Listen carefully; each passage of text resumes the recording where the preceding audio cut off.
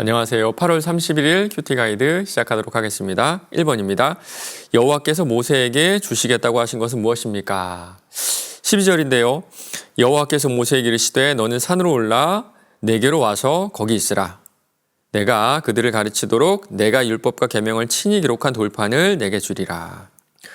고대 근동사회에서는요, 중요한 문서를 돌에 새기는 것이 아주 일반적인 문화였습니다. 그 안에는요, 이스라엘 백성들을 가르칠 수 있는 율법과 계명을 기록하신다고 하죠. 저희 아버지 고향에 가면 뒷산이 있는데요. 그 뒷산에 커다란 바위가 있어요. 예전에 제가 그 바위에 오르니까요, 저희 아버지 이름이 이렇게 새겨져 있더라고요.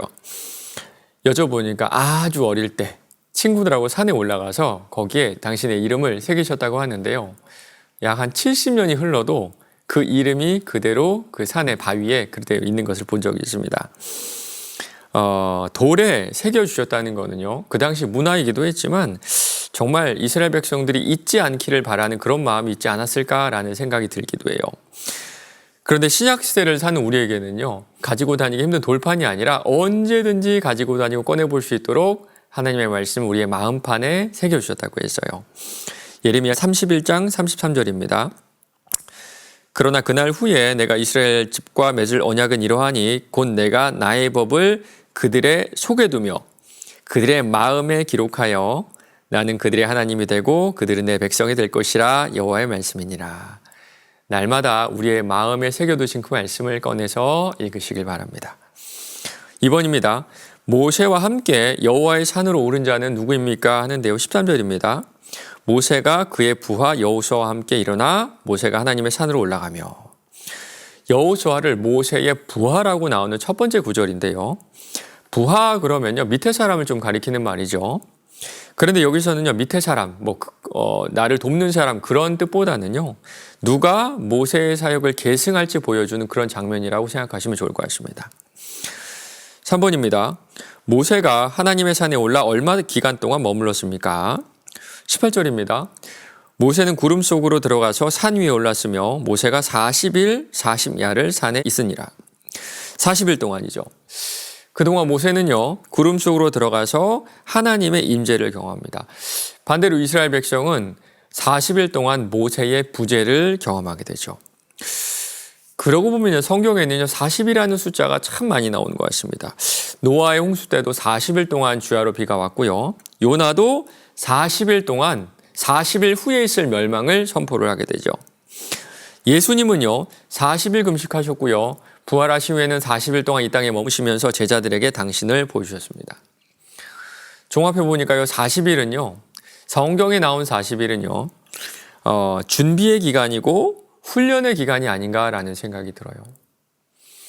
우리 인생에도 이런 40일 기간이 많이 찾아올 것 같습니다. 그때 쉽지만은 않을 것 같아요. 그러나 훈련하고 준비시키는 기간임을 알고 기도로서 우리가 그 시간을 버텨낸다면 그 40일은 분명히 지나가고 우리 인생의 의미 있는 시간으로 남을 겁니다. 4번입니다. 하나님께서 직접 율법과 계명을 돌판에 기록하셨다는 것이 나에게 주는 의미에 대해 묵상해 봅시다. 큐티책 오른쪽에 보면요, 이 부분에 대한 특별한 설명이 있습니다. 사람의 손이 아닌 하나님께서 기록하셨다는 것은 피조 세계의 것들에 훼손되지 않도록 하기 위함이었습니다. 또 계약의 주체이신 하나님께서 직접 기록하셨던 것은 언약을 성취해야 하는 하나님 백성에게 중압감과 명령의 중대성을 주시기 위함입니다. 하나님께서 주셨다. 이 부분에 초점을 맞추시면 좋을 것 같아요. 이 계약의 주체는 하나님이세요. 지금 이 계약의 당사자인 이스라엘 백성은요, 얼마 전까지 400년 동안 이집트의 노예로 살았습니다. 이 계약을 맺을 만한 자격이 전혀 없는 그런 사람들이었어요. 그러나 하나님께서는 아무 조건 없이 그들을 자유민으로 구원해 주시고 당신의 백성으로 삼아 주셨습니다. 그렇다면요, 이 계약은 이스라엘 백성들과 상관없이 영원토록 지속될 거예요. 물론 이스라엘 백성들이 죄를 지어서 하나님의 백성에서 떨어져 나가긴 했지만요, 이 계약은 영원히 지속되고 있습니다. 지금은 영적 이스라엘 백성인 우리, 바로 교회가 이 이스라엘의 역할을 지금 감당하고 있어요. 아무 조건 없이 용서해 주시고 아무 조건 없이 당신의 백성으로 우리를 불러주셨습니다. 구원은 처음부터 끝까지 하나님의 손에 달려있다는 것을 다시 한 번 더 묵상해 보시기 바랍니다. 마지막 5번입니다.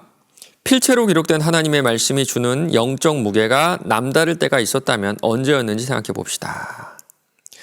여러 번 읽었던 말씀도요. 사실 저 같은 경우도 제가 설교했던 그런 말씀도 어느 날, 어느 상황, 어느 환경에 따라서 완전히 다르게 다가올 때가 있어요. 지난주에 저 할머니께서 98세의 일기로 소천을 하셨는데요. 그때 이 말씀을 예배 가운데 저희가 같이 나눴었는데 훨씬 더 깊이 다가오더라고요. 이 썩을 것이 반드시 썩지 아니할 것을 입겠고 이 죽을 것이 죽지 아니함을 입으리로다. 할머니 장례를 치르면서요. 정말 천국의 소망 없이는 이 인생이 참 허망하다는 것을 참 많이 느꼈습니다. 이렇게 하나님께서는요. 각자의 상황과 환경에 맞게 그리고 그때를 참 이용하셔서 저에게 더 깊은 말씀을 마음에 새겨주시는 것 같습니다. 오늘 하루도 주시는 말씀에 민감히 반응하며 또 행함으로 그 말씀들을 지켜나가는 여러분 되시기를 간절히 축원합니다.